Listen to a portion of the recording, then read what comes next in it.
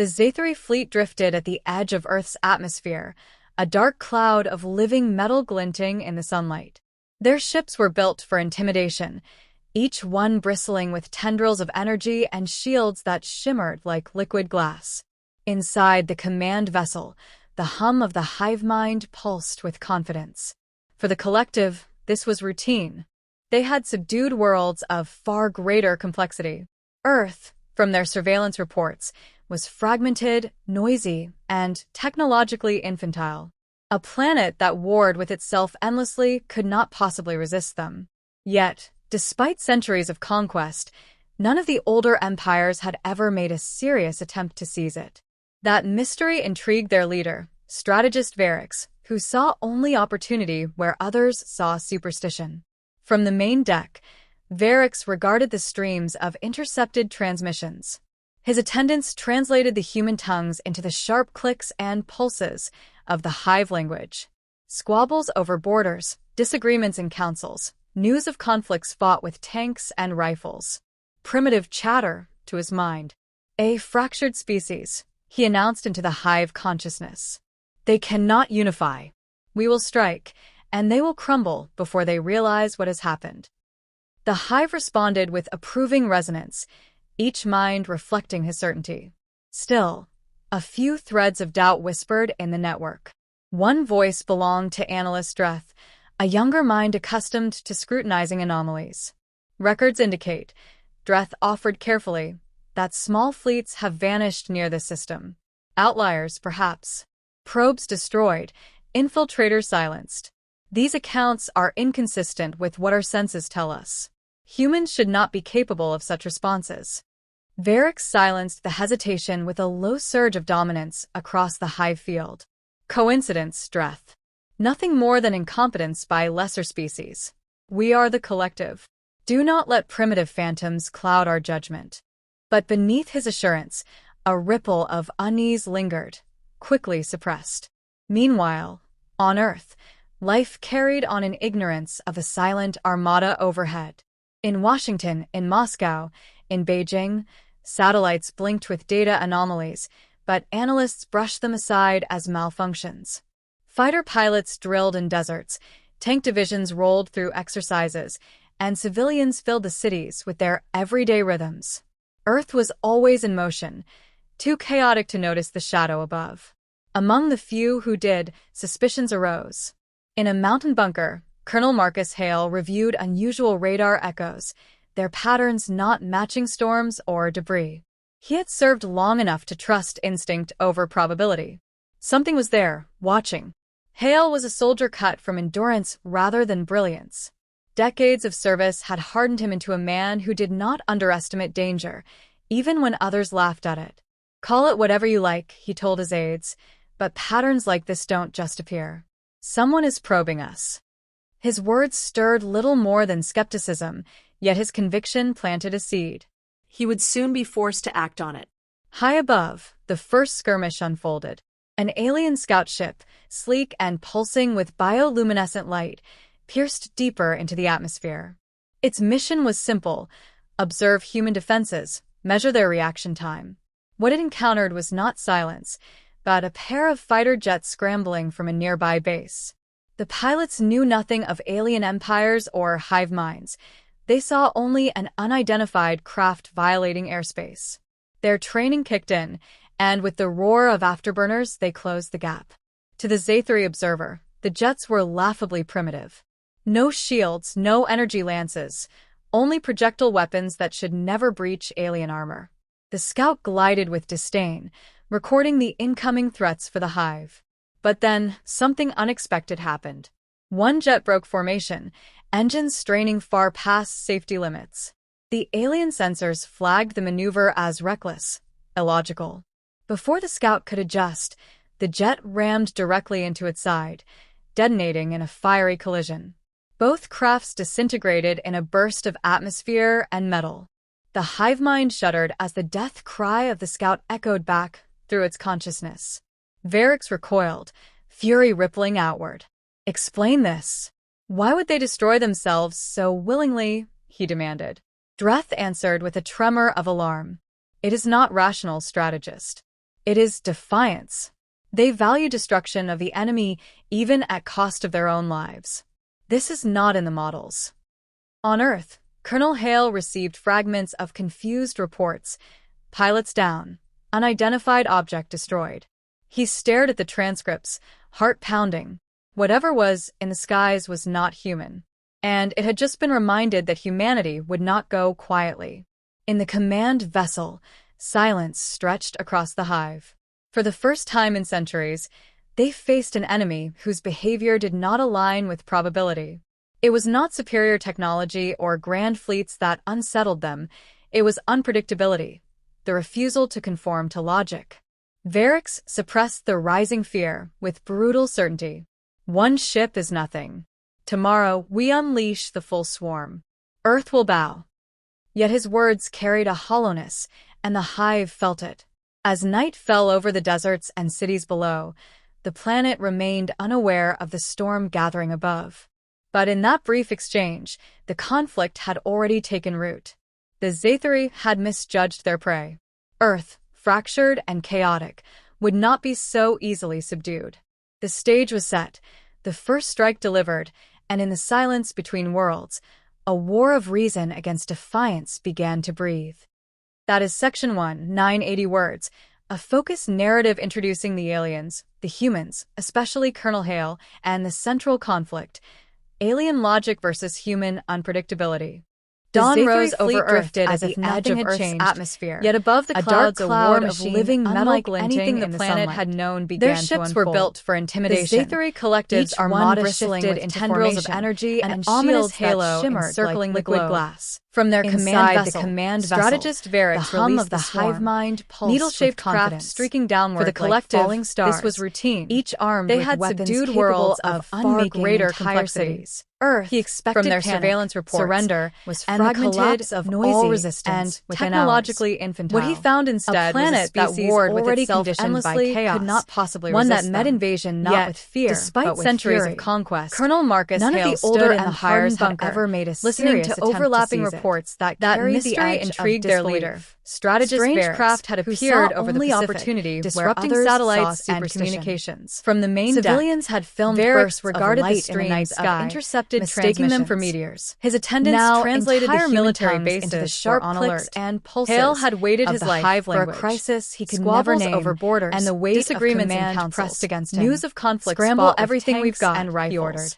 If primitive chatter, get it in his mind. If it rolls, fractured species, get it moving. He announced not waiting for someone else to take the first blow. They cannot unify. His subordinates hesitated, and they will crumble before they realize what has happened. The first line of Earth's defense responded with not approving resonance. The invasion began in California.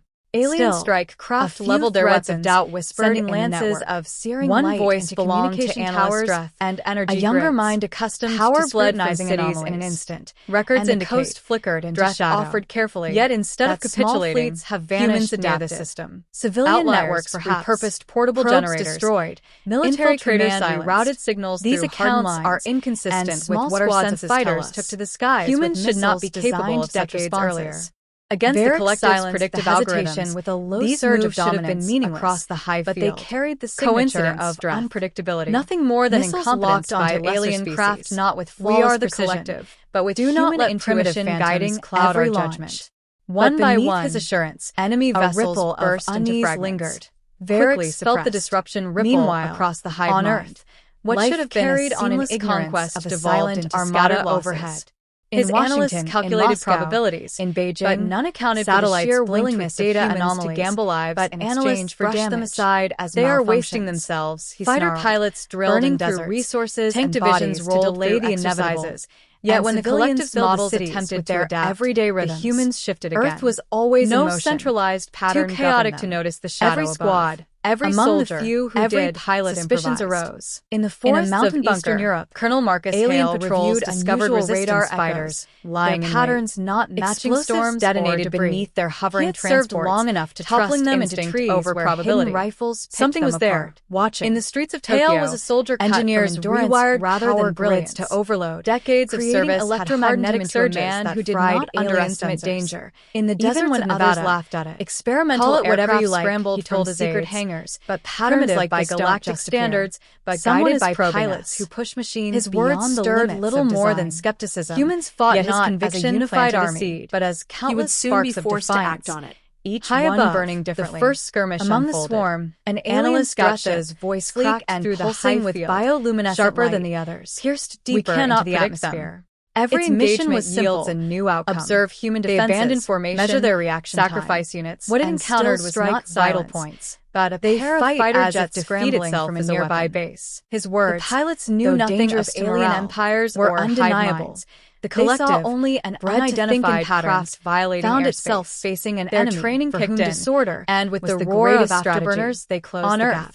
Hale To the Zaythri received observer, word that the several jets were cities had laughably already primitive. suffered heavy losses. No shields, yet no the energy resolve lances. of the people deepened. Only projectile He weapons toured the that underground should never command breach center, alien armor. eyes scanning the scout maps glided filled with red disdain, markers, recording for the every incoming location threats for the attacked. hive. There was another But where then civilians something had risen unexpected to defend their happened. homes. One jet broke Farmers formation, with hunting rifles, engines straining programmers far with past laptops, safety limits, veterans long the retired. alien sensors They all flagged the became maneuver soldiers as in a reckless, war not formally illogical. declared. Before the Hale scout spoke could to his adjust, staff, not a victory, the jet rammed but a directly survival. into its side. If they want this planet, Detonating in he a said, fiery collision, voice low both and crafts hard, disintegrated they'll in a pay burst for of every inch of atmosphere it. and metal. The conflict reached the a hive mind crescendo shuddered when as alien the death forces cry attempted of the to scout land echoed ground back troops through near its the American consciousness. heartland. Varix Expecting recoiled, surrender, fury they rippling deployed outward. in tight formations. Explain this. What Why greeted would they them was destroy a storm themselves of fire so from willingly, tanks, artillery, he demanded, and Draft armed answered civilians with a tremor converging of for miles alarm. around? It is not The rational Zaythri strategist, soldiers, bred it is for uniformity. defiance.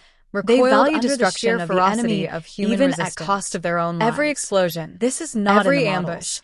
Carried on with Earth, it the primal Colonel certainty Hale that received Earth was not fragments of conquered ground, confused but reports. living, Pilots breathing down, defiance. unidentified Varix objects raged destroyed. within the He hive stared mind, at the transcripts, his commands hammering heart-pounding. against the rising Whatever tide was of in confusion. skies was not Press human. them, And they it are had just been fragile, reminded they are that weak. humanity would Yet not with go every quietly. order, In the new command losses bled vessel, across the network. silence stretched A fleet across meant the to hive. overwhelm had For the first instead time in become centuries, ensnared in a they labyrinth faced an of enemy guerrilla whose warfare, behavior did not sabotage, align with and probability. suicidal bravery. It was not superior Even technology as humans or fell grand in fleets staggering that numbers, unsettled them. Daryl did not It was fracture. unpredictability. Where one The squad was refusal to annihilated, conform to logic. another formed in its Varix place, suppressed the fueled rising not by fear command, with but brutal by certainty. determination. One ship As is night nothing. fell once again, Tomorrow, we Hale unleash stood on the the full observation swarm. platform of the Earth bunker. will bow. The horizon Yet his burned words with the carried glow a of hollowness, distant battles, and the and the hive sky felt it. pulsed with As alien night fire. fell over the For deserts the first and cities time, below, he allowed the himself planet a moment remained of stillness, unaware of the storm feeling the gathering enormity above. of the conflict. But in that pressing brief in. exchange, He thought the of the jet conflict pilot had who had already rammed taken his root. craft into an The invader Zaythri only had days misjudged before. their prey. Of the countless Earth, nameless fractured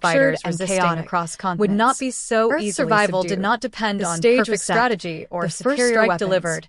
It And in the depended silence on between something worlds, far older, a war something of woven reason into against humanity defiance itself began to breathe. The refusal to That bow. is Section 1, Above the 980 planet, words. The A hive focused mind narrative simmered introducing with the unease. aliens, The humans, Varix, especially could sense the Colonel doubt Hale, spreading, and the central corrosion conflict. gnawing at unity. Alien logic The versus humans had human shown their unpredictability, nature, and it was a weapon the collective had no defense against. What began as an easy conquest had become a quagmire of endless resistance, and though the war was far from over, the balance had shifted. In that spreading silence, as the alien fleet reeled and the humans gathered their breath for another day of survival, a truth flickered at the edges of awareness. Earth was not defenseless. It was dangerous precisely because it refused to behave as any rational species should. The war was only beginning, but already the invaders realized they were not fighting an enemy. They were fighting chaos itself. That is Section 2, 985 words. Continuing the story with focus on the war's chaos, Hale's leadership, and the alien realization that humans are not predictable prey. Do you want me to go ahead and craft Section 3 in the same style to complete the arc? The third week of the invasion began under a sky scorched with scars of fire, fragments of alien wreckage burning as they fell through the atmosphere. What was meant to be the swift humiliation of Earth had become a protracted struggle that bled the Zaythri collective in ways they had never endured. Varix stood within the command chamber of his flagship, the hive field trembling with dissonance. Losses were mounting. Patterns refused to stabilize. His mind, sharpened across centuries of conquest, could not align the chaos into reason. Humans fought like wildfire, uncapturable, self-sustaining, and lethal in ways that defied his logic. On the ground, Colonel Marcus Hale's world had narrowed to the endless grind of decisions that balanced lives against survival. The command bunker had grown suffocating, filled with the hum of failing machines and the smell of exhaustion. Yet every hour brought new reports of resistance: militias in South America turning jungles into traps, naval crews in the Atlantic ramming alien vessels, engineers in Europe weaponizing crude drones against enemy patrols. The cohesion of Earth did not lie in unity of command, but in the stubborn refusal of each pocket of humanity to surrender. Hale understood what the aliens had not. You could not break what never bent. The pivotal moment came in orbit.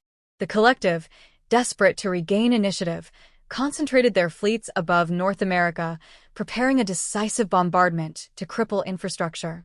But human intelligence, stitched together from scattered data and the intuition of analysts, foresaw the strike. Against every doctrine of caution, Hale approved a counteroffensive that sounded more like madness than strategy. Nuclear warheads, designed for terrestrial enemies, were launched into the void. They did not target cities or ships directly, but detonated in carefully calculated proximity, creating bursts of radiation and electromagnetic chaos that shredded alien shielding and silenced communication nodes. The effect on the hive mind was catastrophic. Ships drifted out of coordination, their sleek formations dissolving into confusion. Varix felt entire segments of his swarm go blind, deaf to the hive field. Panic, an alien sensation to their kind, spread like a fracture through glass. They had always been a singular will, but now they were fragments, isolated minds forced to make decisions alone. And against the humans, isolation was death. Colonel Hale watched the results unfold on trembling screens. Alien vessels, once invincible in their grace, now faltered like wounded predators. Human fighters surged upward, missiles finding weakened targets. Ground batteries fired with precision born of desperation. In a single night, the tide shifted not by superior firepower, but by audacity. Hale felt a grim satisfaction harden in his chest. "They thought we were prey," he muttered, "but they've never seen predators like us." On the flagship, Dretha's voice carried across the hive field, cracked with urgency. "Strategist, we must withdraw. This enemy does not conform. Every calculation fails. Their resilience is unnatural." Varix's pride resisted, but the truth pressed against him like a blade. He could feel the hive fraying, his soldiers faltering, his fleet unraveling. He had led the collective into a war not of machines and numbers, but of wills, and in that domain, humanity was stronger. The order to retreat was not given with dignity, but with desperation. Fleets broke orbit, engines flaring as they sought the cold sanctuary of the void. The collective abandoned wrecks, soldiers, even entire squadrons to the planet below, eager only to escape. For the first time in centuries, Varix tasted the bitterness of defeat, and in its flavor lay fear. Hale received confirmation hours later. Alien ships accelerating away, no pursuit attempted. The war was not won in the traditional sense. Cities lay in ruins, millions displaced, lives torn apart, but the invaders were gone. The earth still stood. He sat in silence, shoulders heavy with both relief and the weight of losses too vast to name. Around him, the command staff began to speak of rebuilding, of mourning, of survival. Yet Hale's gaze lingered upward, where faint trails of alien retreat still glowed against the stars. They would not forget this. Neither would he. In the galactic councils far beyond Earth's reach, the tale spread quickly. The Zathari, who had conquered dozens of worlds without resistance, had been broken by a planet of primitives. Scholars debated strategies. Warriors scoffed at excuses, but whispers carried the truth. Earth was not undefended. Its defense was chaos incarnate, a species that turned unpredictability into a weapon sharper than any blade. To attack them was to invite ruin, not because of their technology, but because of their refusal to die quietly. On Earth, ordinary people began to return to fractured lives. They buried their dead, rebuilt their homes, and looked skyward with a mixture of awe and suspicion. The war had revealed something they had never fully grasped about themselves. Fragile though they seemed, divided though they remained, they possessed a spirit that no fleet, no empire, no calculation could master. Hale knew that one day the stars might darken again with hostile shapes, but when that day came, the memory of Defiance would rise to meet it. And in the silence between galaxies, where whispers traveled faster than light, the warning spread from world to world. Never underestimate the defenseless blue planet, for its people do not surrender. They endure, they fight, and when pressed to the edge of extinction, they become the storm itself.